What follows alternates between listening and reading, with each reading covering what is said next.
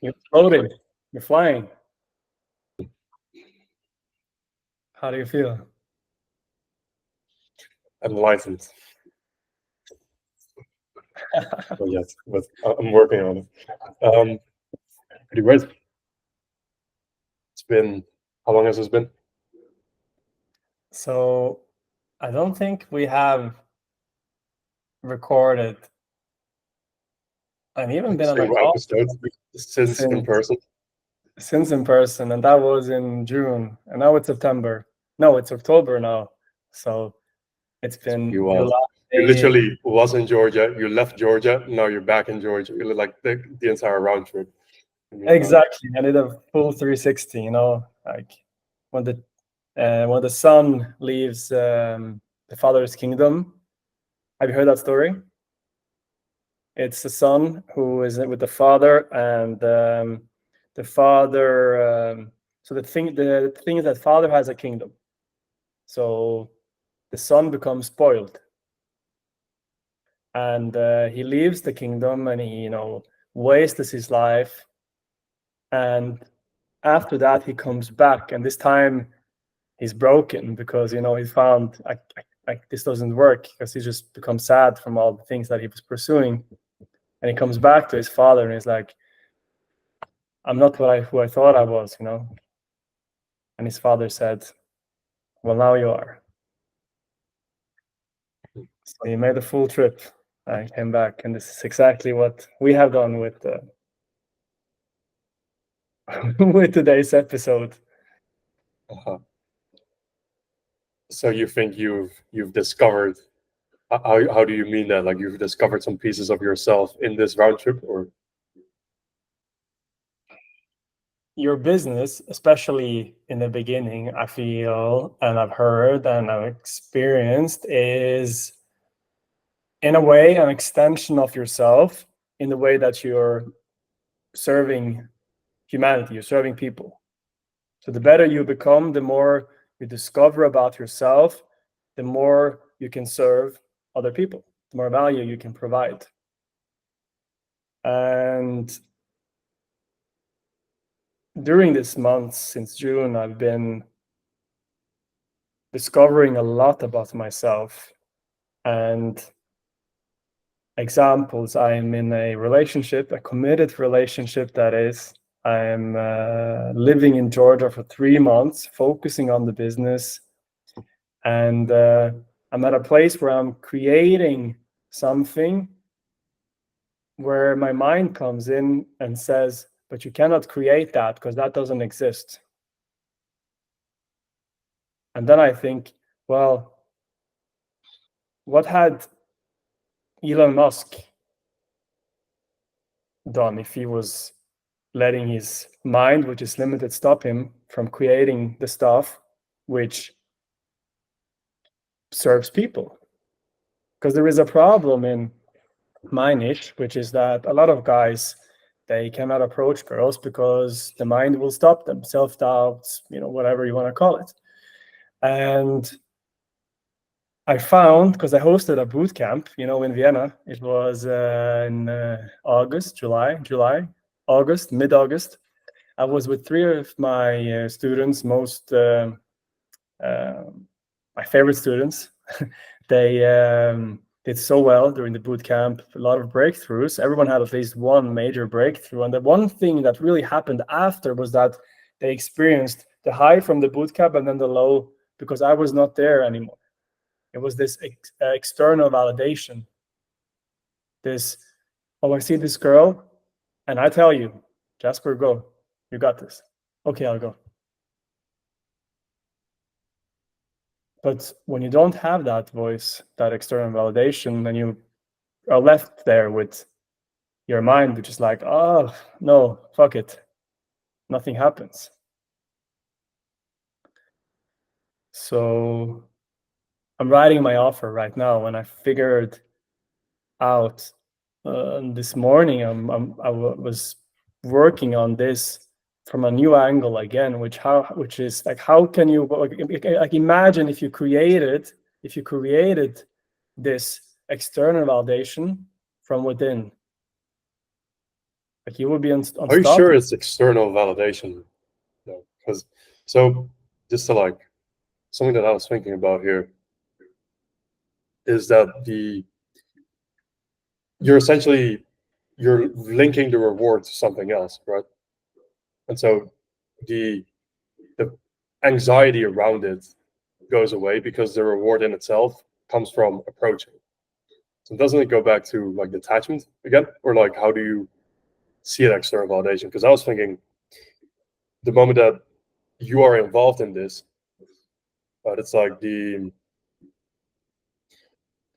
reward in itself is the approach. And when they're by themselves, it should be the same way, right? The reward should be the approach. I made the move.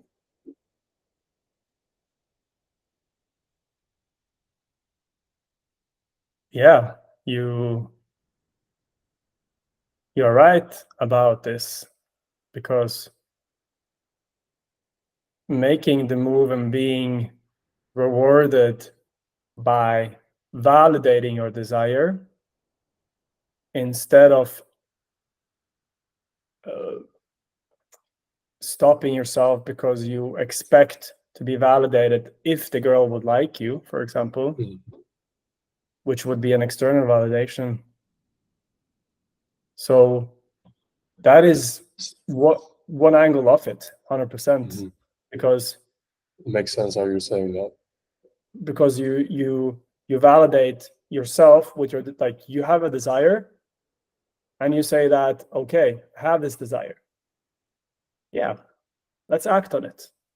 But the problem then, and that's the first step, like to understand that and to validate yourself to be outcome independent, because as you do the input, as you act on your desire, you tell your inner child, your higher self, whatever you want to call it, you say, you know what?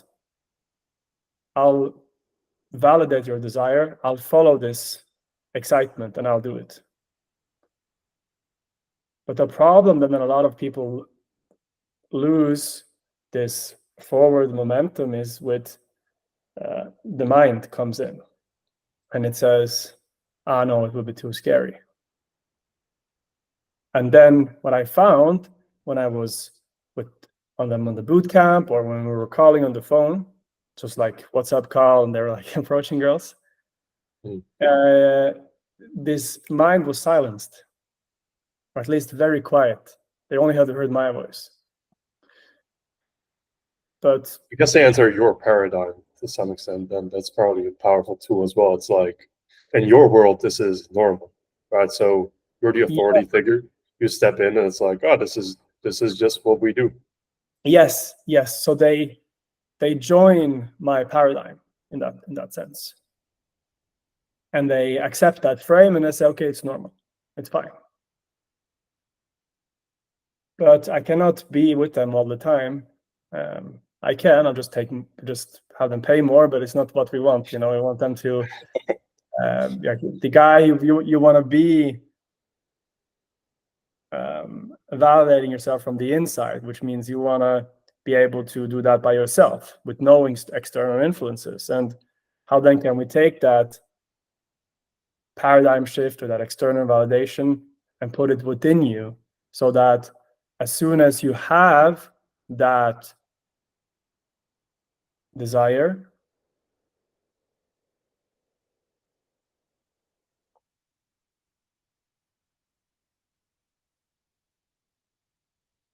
you don't need anyone to tell you that it's okay. You can do that by yourself. You can say, okay, this is okay, from within. And it is scary, because who is it scary for? It's your mind. It's probably scary because it's outside your comfort zone, which means it's not normal for you right now. So it has to be worked up. And I find that, well, I figured out that this must be possible because, and it's good that we say this because I almost forgot, I'm I'm posting every day reels right now on Instagram because I moved from Facebook to Instagram because my people are there. I asked my students, where are you hanging out? They're like, Instagram. And I had no content to post. So my business coach, he said, post your reels from before. And I was like, no way, I'm gonna post the reels that I already made, posted before. That's so wrong, goes against. And then it says, yeah, it is. But if it makes you hit your number, it's better. And another guy says, and what do you know? Maybe the reel that you post now is gonna actually help someone who really needs it. So I did it. And what I found on this journey of this fucking discomfort was that 2 days later, today, I was out with my girl. I recorded, well, I think we have like 20 reels now already. Because it's so uncomfortable posting all reels. I'm like, I cannot make excuses anymore. So That's amazing. I just somehow do it. And that resistance is major, like especially I presume for people like us, like we shed layers so fast that it's like, your version 2 months ago, your mindset 2 months ago is so like different from how it is now. You can definitely see that discomfort. Thank you. It's impressive, for sure.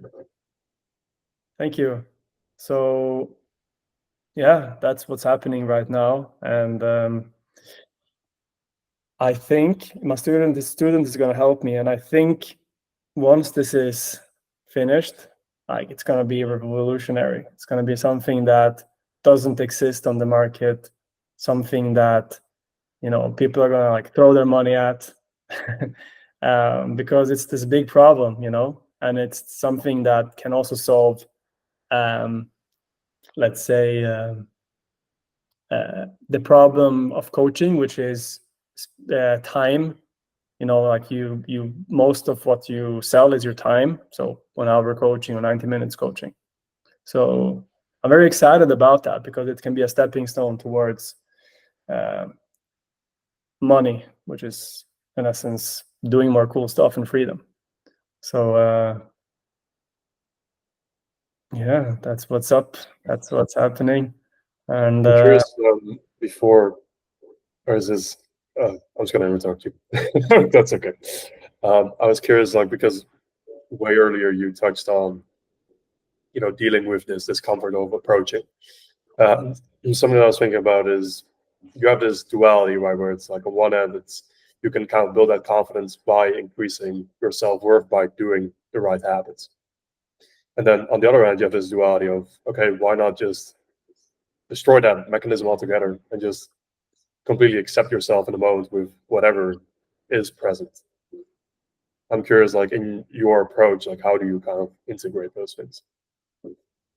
so the question is,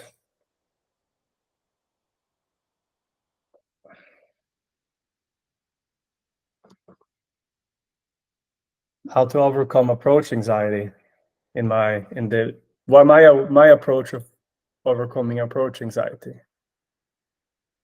I guess so. I'm just more curious specifically as a broader like idea of, okay, like how do you, because even anxiety itself, right, it's just at the end of the day, it comes from a lack of confidence. So I'm curious, there's two ways to build that confidence. It's like, do the work and like this external stuff of building yourself up in a certain way. But on the other end, there's just this acceptance that is instantly available to people. It's just like, I'm perfect the way I am, or like perfectly imperfect, or however you want to like, frame that. Yeah. And yeah, like those two poles, I'm curious how you like manage those or like what you focus on. Yeah, no, man, it's a great question because if you look at most dating programs and dating coaches, then it's either being productive or it's, being. And what I mean then is that you either learn like, push approaches, make an Instagram or like a Tinder profile, push that.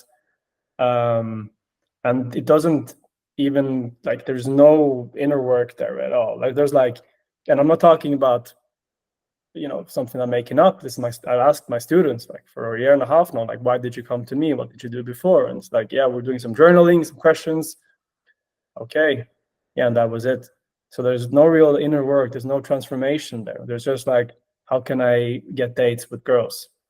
And I'm not saying it doesn't work. This was the first approach that I did personally, and it worked. But it doesn't, like, you will still feel uncomfortable and insecure because you're relying on doing something. So it's basically your mind is like, okay, I know these things to do, but then you are in a moment where you can't do those things. For example, you're not on the street with a girl, you are with friends around the table. You're like, fuck, I don't know how to act. I can't use lines, whatever. So then we have the second approach, which is to accept yourself as you are.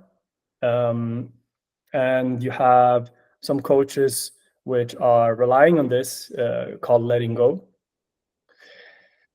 And letting go is, in essence, amazing because you learn how to feel good about yourself. But the problem that I see most guys who do not get the results they want through this letting go is that they're using letting go to feel good. And it's not their fault, because I've seen this with so many guys, that they're been taught to let go to feel good. And most of my students who've practiced letting go before, they come to me with this problem, like, I'm using letting go, but I still feel shit. I can't approach. No shit, Sherlock. Like, letting go is not about feeling good. It's a tool you use to, yes, feel good in the moment, but also help you with taking action.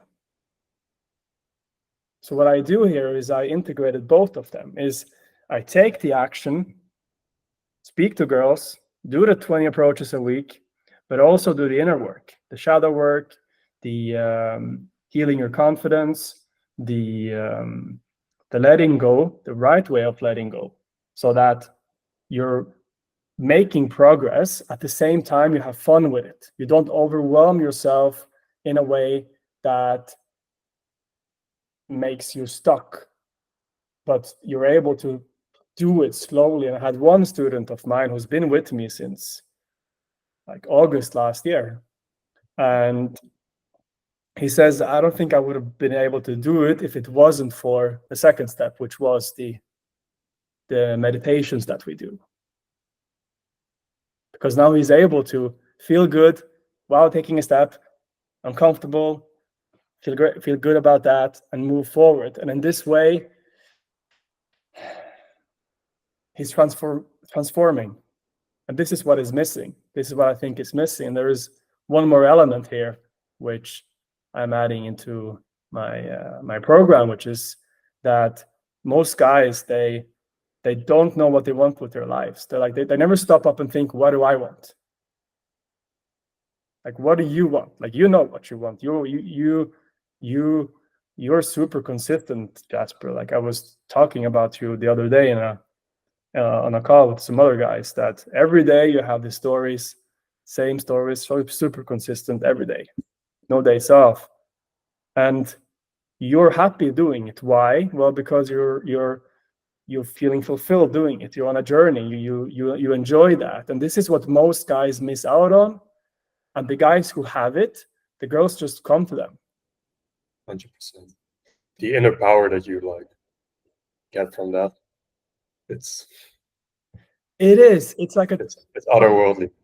It's a fucking cheat code, It's just like, I'm not saying it's like easy, because most guys don't know how to do it, and it's fine, because we never thought how to do it. You don't teach it in school. We don't, dating programs don't teach you it. It's like you cannot learn it with let's call it traditional approach of life. It's not just this hamster wheel kind of thing. But if you really want to be that guy, like James Bond, you know, he's never like, I'm so bored. He's always on a mission. And being on this mission, this is what is like, just girls just come to you. Mm. So I call it feeling whole. That's awesome. And that's There's one my reframe that I thoughts. wanted to like introduce here as well, because something that served me well. I used to always think, you know, when I had like a business situation, you know, meeting like this a super high level entrepreneur, or like meeting a very, very attractive girl, like whatever kind of situation that is beyond your comfort zone, I would feel the nervousness, and I would let that like impede me. Like, oh, why am I feeling this? You resist it, you build up tension, and by putting the tension, you place it in your field of awareness. One powerful reframe from a very successful mentor has been that you want this. It's like it's amazing. It's like if you wouldn't have this thing, you would be a crazy person. You would be aloof. You would just be like, you know, like so detached from life that you're basically a lunatic. Maybe there is some type of thing where, okay, if you really create like an ultimate abundance mindset, maybe you can kind of remove that in some way or fashion. But like, I don't think so, because I mean, at least, you know, I learned it from this mentor who is in a very abundant position. Same with, you know, there's this one of the best basketball players, Stephen Curry. He said it as well. Like before he goes to court, you know, he's one of the best players to like ever play, and he still gets butterflies every time before he plays. It's a completely normal thing, and it's going to put you on edge. It's going to make you ready for whatever situation there is. And so it's a great thing. It's not a thing that you have to fight. It's like, wow, I'm ready to go. Like, this is amazing. I feel energetic. Exactly. It's I was just reminded me of two things. Like the first thing, I was recording reels with my girl, and for the last reel I was like, I want to shoot a reel with you. Let's find someone. And I approached this guy and I asked him, can you record us, blah blah blah. I gave him the camera and he did. And the question that I started this last reel with, which turned into like 5 minutes, it's going to be like more reels, was, why is it better for a guy to approach you in real life than on a dating app? And she said something super interesting. This girl does surprise me and impress me almost every time we meet. And she said that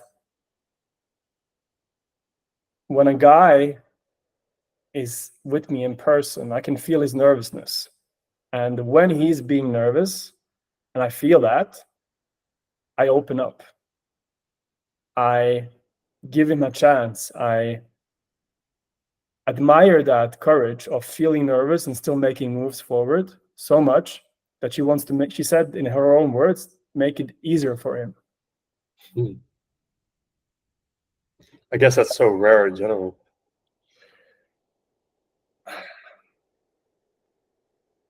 She is a gem, but I think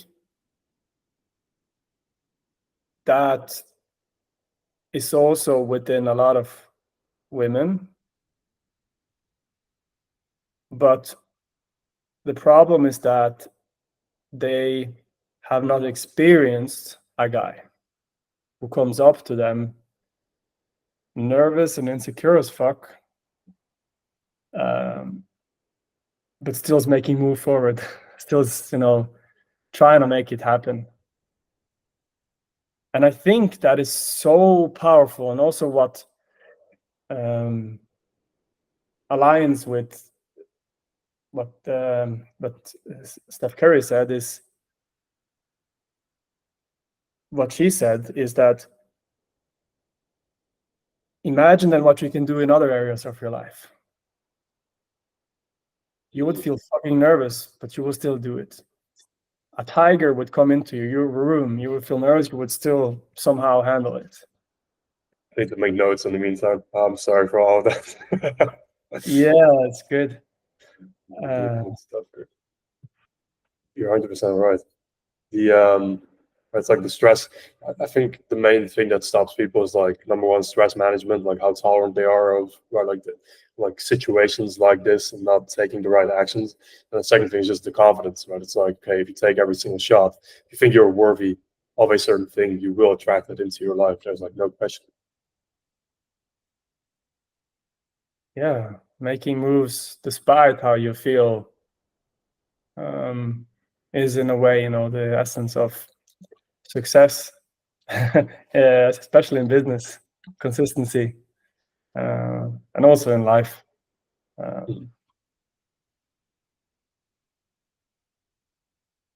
Yeah.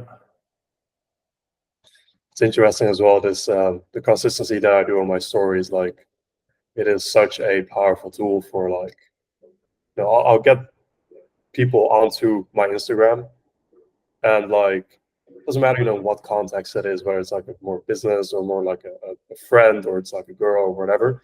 Like they see that and they just get like fucking hooked. It's like such an easy way to like, you don't even need to speak with anyone. Usually there starts a conversation from there, but it's just like such a great way to just showcase what you're doing. Yeah, it is. You don't have to talk about anything. That's the real beauty as well. Right? Like people talk a big game. That's easy. But actually showing up every single day. Man, habits, like Yeah. taking action and habits. And I see it from you, like your reality is created by your character, which was created from your habits. So you are self-disciplined, you are confident. Why? Because no matter what comes up, you still do the things. And Sure. Yeah, I'm really trying to push the levels in that, to be fair. I'm still not posting reels every day, something I should be picking up. I think that's the main thing. It's just choose one thing, and if you just do that consistently, like this 5 a.m. wake up time for me, I would love to do it even earlier. It's just like, I live in Asia right now, so I have like meetings sometimes at like 10 at night. yeah. It's if you just do that, like wake up at the same time every single day. How many humans are capable of doing that? And every morning I wake up, I walk to my window, I start doing like my prostrations. Like, do you know what prostrations are? No. It's like a Buddhist thing. It's like you do like, then you bow on the floor, five, like all hands, head on the floor, and you do like reps of that, standing up, this again, on the floor. It's just like, doesn't matter what you're doing, right? Like you could do burpees, or you can. Yeah. Either way, I come to the window. I tell God, I'm like, I'm up again, God. I'm first up, not first up, but close to first. Let's say, not to be first up. I am actually thinking to do like I am also doing like polyphasic sleeping at this point. So like I'll sleep like throughout the day, just so Wow. I can wake up earlier, because like 3, 4, 5 a.m. like God really speaks to you, and or your higher self or universe, whatever listener you want to believe in. Yeah. Yeah, but the messages are loud then, and it's such a huge affirmation to yourself and to God and to the universe and to every single other person, because it's not like I'm like, oh, I love being up at 5 a.m. where it's like, it's Yeah. literally just, I'm an offer, and whatever I Mm. can give other people, like Yeah. I'll do it. And the real thing with that is, right, like the more selfless I am becoming, the more selfish it is, because like my goals are now aligned. The things that I'm doing are aligned with universal law, which we speak about every episode. It's like the more I Yeah. suffer, the more I give of myself, the more rapid like my upward spiral is going. Interesting. Interesting. And that's admirable. Uh, it's remarkable, really, because it's not so many people who does that. And I think it's important to recognize that this is your path. This is your alignment. This is not something that necessarily I would align with or somebody else would align with. But it's not about doing the same thing, because if everyone was getting up at 4:30, then it would just be the norm. So I think what you're communicating here is your way of living in your alignment with your highest self. And for other people, that can be,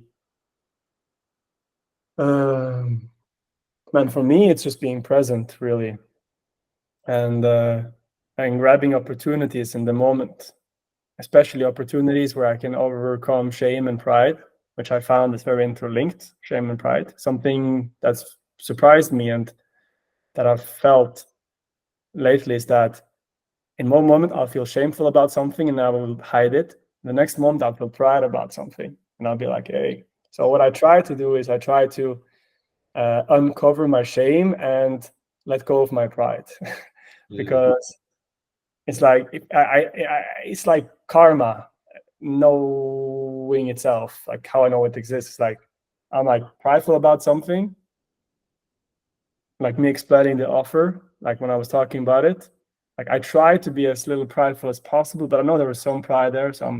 There is something that's going to come up either in this call, little hook, or later that this today that's gonna like kind of bring me like down in a bit, like humble me in a bit. And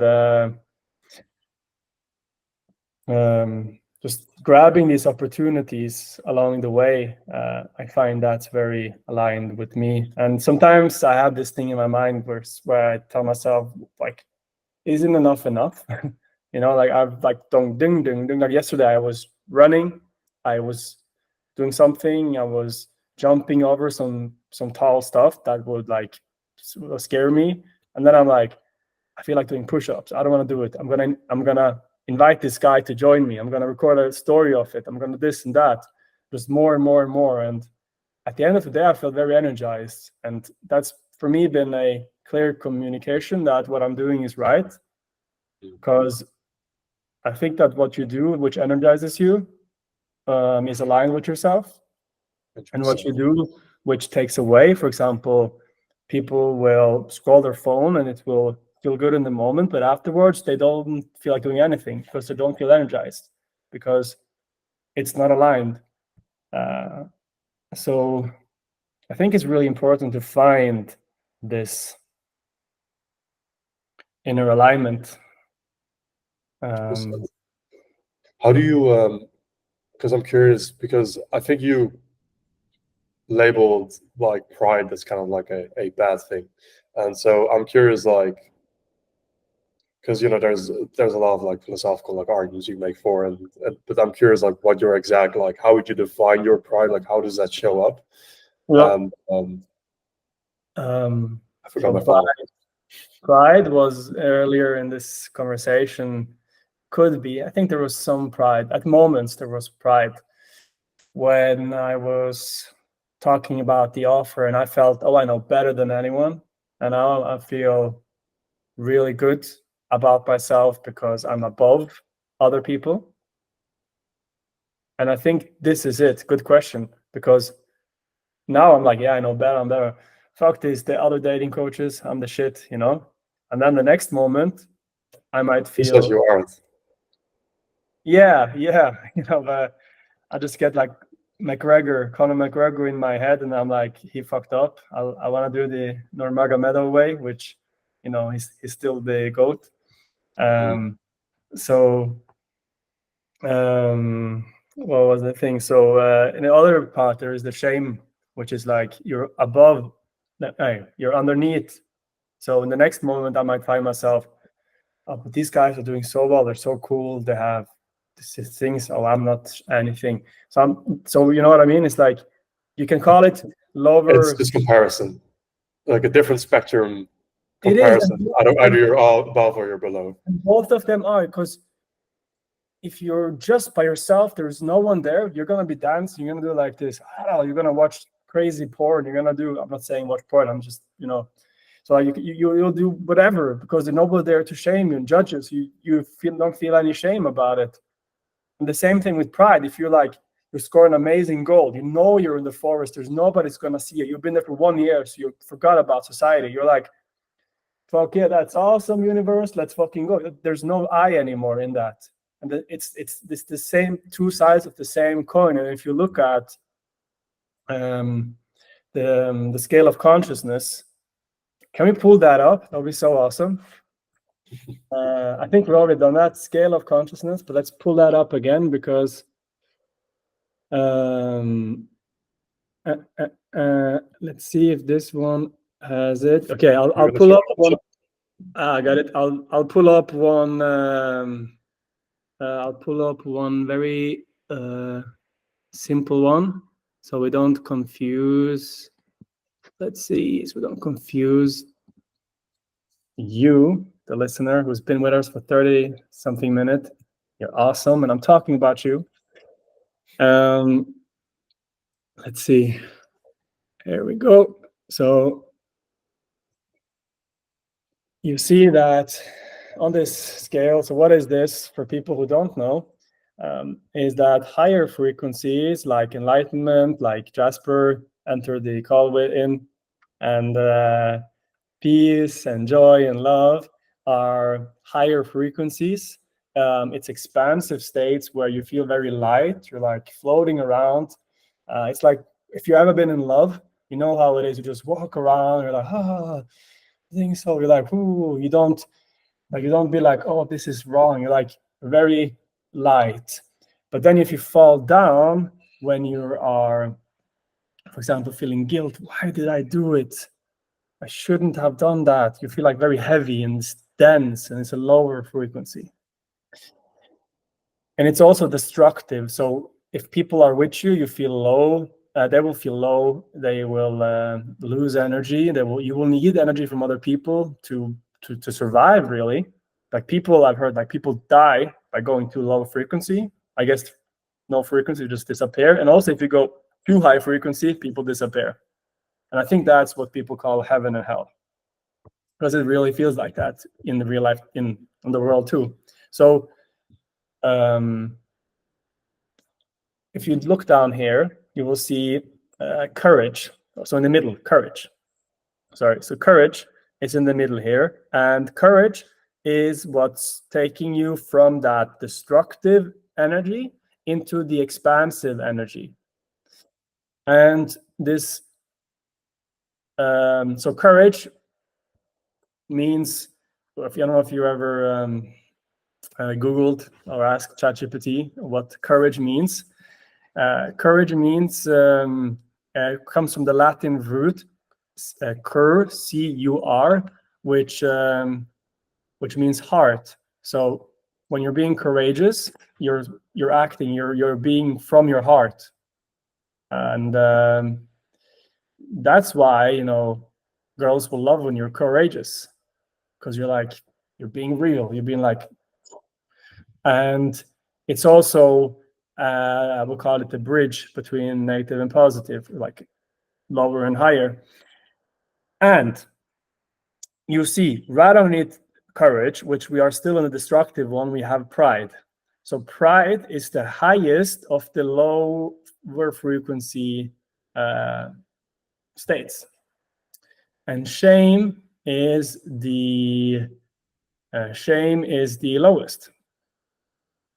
So what I've experienced is that I will feel like, oh, I'm shit, nobody cares about me, he's so much better, blah blah blah. I want to hide, I want to cover up, because shame, what it means, if you Google shame, you will see in the in the books what shame means. It means to cover up, to hide something. And pride is the exact opposite. You're like, yeah, everyone see me, look at me, I just did something amazing. So there's two sides of the same coin. It's so fascinating, just to interrupt you here, that like these are the highest like low state and the lowest the low state. Yeah. This is the highest of the low state, and this is like, it's not just something some guy cooked up on Reddit. This has been with us, I think, for thousands of years. This is in so many different teachings, these things. Yeah. just like the Um, person that developed it, he used like kinesiology, so like he actually calculated, right, like the state that someone was in to the power that the person had. I think that's how that is like how the actual chart is set yeah, up. yeah, man. You know what? I also think guilt is in a way connected to anger, because a way out of guilt, I mean, it's better ways out of guilt. You can use self-compassion, like love, acceptance, but a way out of guilt is anger. So my pickup coach, when I was studying pickup, he said that after going home from the club, because I used to go out a lot to nightclubs and spend, Friday, Saturday, the whole evening, whole night in nightclubs, and when I would walk home alone by myself, then I would be like, fuck, I should have talked to her. Why didn't I talk to this girl? Blah, blah, blah. I don't feel guilty about it. And he said, don't feel guilty about it. It's okay to be a little angry, to be like, fuck. Next time, fucking do it. Like, it's a much higher frequency. He didn't say it, he didn't talk about energies, but that's what he said. And then you have grief. No, sorry, you have apathy and desire. It's like apathy, you feel nothing. Desire, you feel something Yeah. pulling you. So Wow. This is so cool because I geek out on this stuff so much, and we just unlocked a new level. Let's go. yeah. I don't know, fear and grief. Can you help me, Jasper? Grief is when you're sad. Fear is when you're afraid. Grief is like, oh no, I lost her. What can I do? That's a difficult one. I guess they're very close states, and that's why they're also very close on the chart. They are next to each other, exactly. Yeah. But the other one have something in between. Yeah. Not entirely sure. Hey, listen, brother. So neutrality is like everything is fine as it is. Enlightenment, as it is. Okay, we're geeking out too much. I don't think people love it as much as we do. No, that could definitely be the case. Yeah, so that's really what's been going on, and I think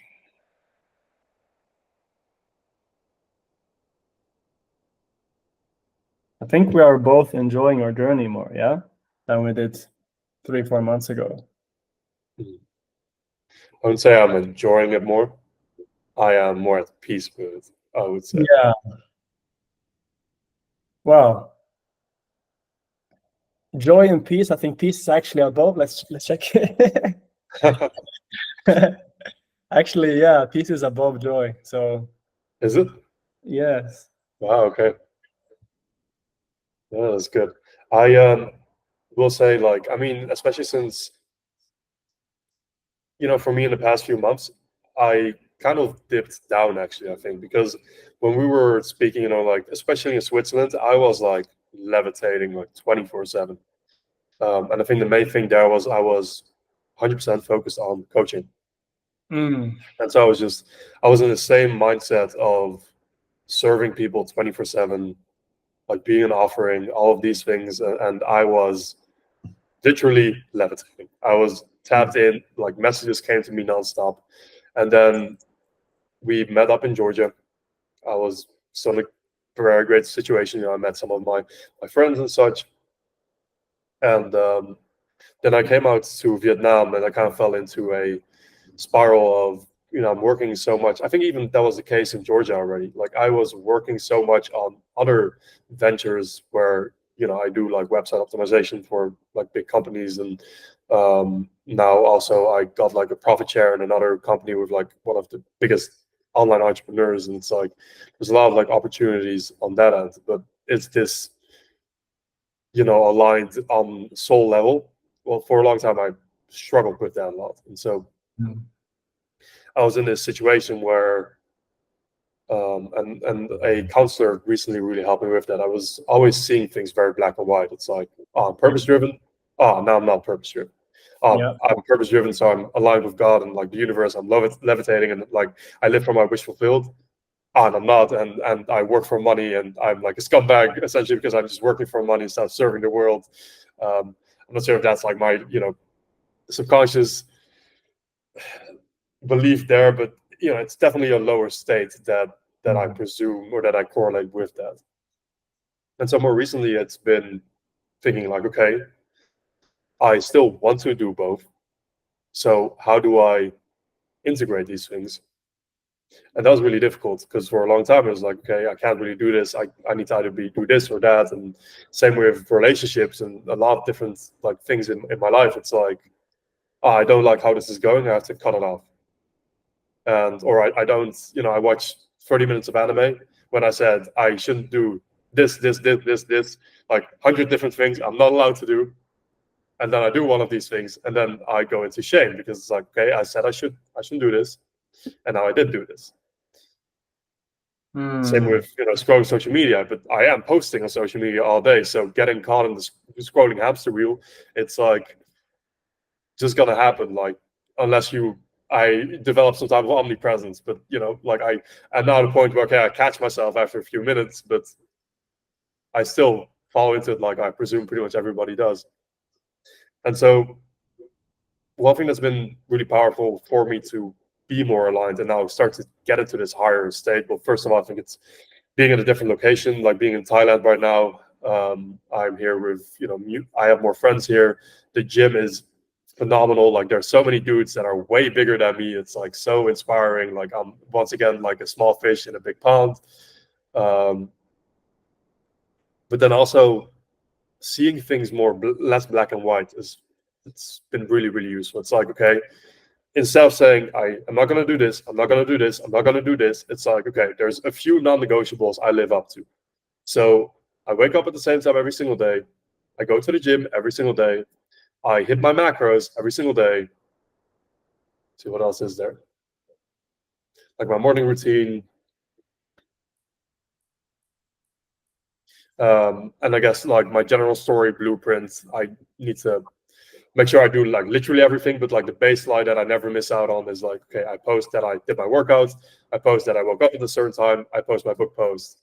That's like the foundation of never ever missing on.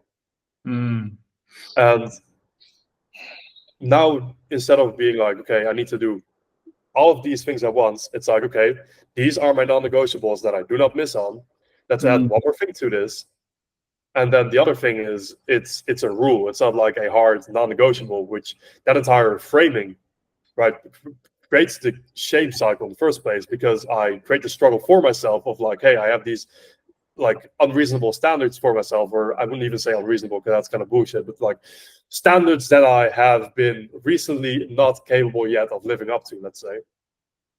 And instead, let's create some type of gray rule. So now instead of I'm not allowed to watch YouTube, I'm not allowed to watch anime or all these things that I enjoy. It's just if I stay under an hour, all throughout the day, and usually it's less than that, but like the hour is kind of the rule, then I'm happy with how I approach my day because it was largely very productive. And by having this rule, I don't step into this lowest vibration possible. Yeah. Right. And it becomes very easy to just manage because it's like, oh, okay, I watched like 40 minutes. Maybe I wasted got in the hamster wheel of Instagram like 5 minutes. Okay, now I know, okay, I want to watch this 30-minute video. I'm not going to do that because that doesn't align. Yeah. And I think it's important that you mention it because we talk about, productive being, like being productive, and nobody's perfect. And even if you are, thumbs up for you. Like, what are you gonna do with it? You die, and then what? God, I was perfect, my son. You always were. So you mean I could had ice cream that time? Yeah. No. What is even perfect though, right? Yeah, perfect. it's probably like authentic expression to its fullest. My coach, like this is like, yeah, like that's it. My coach says perfect means finished. Oh, this call was perfect, meaning it's over. Ah, wow, that is cool. I've never heard that before. So what is perfect? It's complete, right?